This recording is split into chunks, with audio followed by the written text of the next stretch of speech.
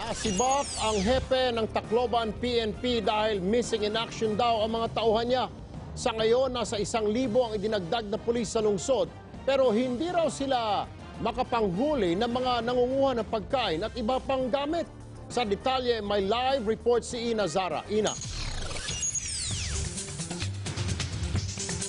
Erwin, unti-unti na nababalik yung peace and order dito sa Tacloban City dahil na rin nga sa napakarami na ng mga pulis at sundalong nandito. 950 po mga kapatid yung karagdagang pulis na dumating ngayong araw lamang at sa mga sundalo naman 1,000 pa yung nadagdag. Nanggaling sila sa iba't ibang lugar, Erwin, at kinailangan niyang gawin dahil kulang na kulang yung pwersa ng Tacloban Police dito. Nasa mahigit 300 sila pero 1/3 lamang yung nagpa-function ngayon at ang sinasabi nga nila maging sila kasi ay naging biktima ng bagyong Yolanda. Ngayon, Erwin, pang-unawa yung hinihingi ng marami sa kanila pero mukhang hindi yan yung kanilang nakukuha.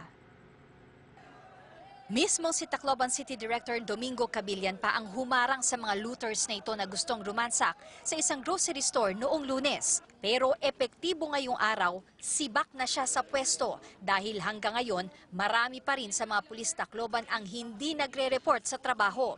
Idagdag pa na 27 lang sa mahigit 300 pulis na nag-report sa police station isang araw pagkatapos ng bagyo. Dito isinisisi ang kaliwat kanang looting na nangyari sa syudad. Pero nasaan nga ba ang mga pulis Tacloban noong kailangan sila? Kanina nasa presinto na ang 3 araw ng absent na si PO3 Luisito Palo, residente ng na-wipe out na Barangay San Jose. Tanging ang athletic shorts ng mga pulis na suot noong bagyo at ang baril na ito lang ang naisalba niya. Ang tsinelas na suot niya para makaduty ngayon, hiniram na lang sa kapitbahay. Mga tao lang din kita, di ba? Naapektuhan kita ng ganyan unos. Yung mga tao na tumutulig sa kapulisan, siguro hindi pa sila nakakaranas ng mga ganun. Si PO2 Karen Gabon naman inaming nagpaiwan sa bahay para alagaan ang baby, habang ang mister na pulis din ang pumasok naman sa trabaho. Baha pa dito, tapos yung mga puno natumba, tapos yung mga poste ng kuryente nakaharang. So hindi ka talaga makakapunta kagad dun sa downtown, dito sa station. Tapos syempre, kailangan rin kasi na yung i-secure mo muna yung pamilya mo. Isa sa pulis na hanggang ngayon hindi pa rin nagpapakita si PO1 Bernard Batal.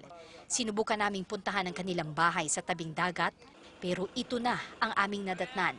Ligtas naman daw ang pulis ayon sa kanyang kapatid pero abala siya sa paghahanap sa ilang mahal sa buhay na nawawala pa rin. Ayon sa sinibak na hepe, ginawa niya ang lahat. I have no way na kung saan sila kukontakin. I have no way kung saan hanapin yung bahay dahil sirang-sira na talaga. Wala ka nang makuha mga addresses, wala na mga bahay. Pang-unawa ang hinihingi ng mga pulis, lalo't ngayong araw sa 300 kasamahan nila, 100 pa lamang ang siguradong buhay.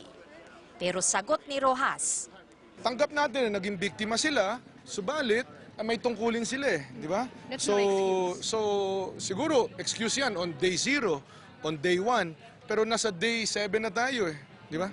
Di pa rin sila nagre-report. Ngayon, hindi na problema ang bantay sa Tacloban City dahil 1,000 pulis bukod pa sa mga sundalo ang ipinakalat dito. Pero kahit madami na sila, aminado si Rojas, hanggang kumpiska lang ng mga nakaw na gamit at supplies ang nagagawa ng otoridad. Kusa na lang din nilang pinapalusot ang mga looters. Natangay yung prosecutor, sa mo ipapiano yan, saan ang dokumento, gano'n. So nahuhuli, kinoconfiscate, kinokodakan sa telepono, tapos basically papakawalan na rin. Dahil pag nahuli mo yan, papakainin mo pa yan. Erwin, dahil hindi naman daw kalakihan yung sweldo ng ating mga pulis, karamihan sa kanila yung nagbahay sa coastal towns. Kaya naman ang ikinakatakot ngayon, baka marami sa kanilang hanay yung nalagas dahil nga kay Bagyong Yolanda. Yung pinakita ko sa inyo kanina, hindi lamang yung pulis na yon yung sinubukan nating i-trace, marami tayong pangalan na kinuha, pero naging mahirap talaga para sa atin para matuntun sila dahil kahit meron na tayong hawak na address, Pagdating naman natin doon, wala na tayong bahay na aabutan at kahit yung mga kapitbahay, hindi na alam kung saan napunta yung mga pulis na hinahanap nga natin. Ang sinasabi ng mga pulis na survivors na nakausap natin, alam naman nila na nagkaroon sila ng pagkukulang nung hindi nila agad ginawa yung tawag ng kanilang tungkulin. Pero sabi nga nila, tayo na lamang daw ang humusga kung dapat ba silang parusahan. Be sure to come back. News 5 everywhere. Copyright 2013.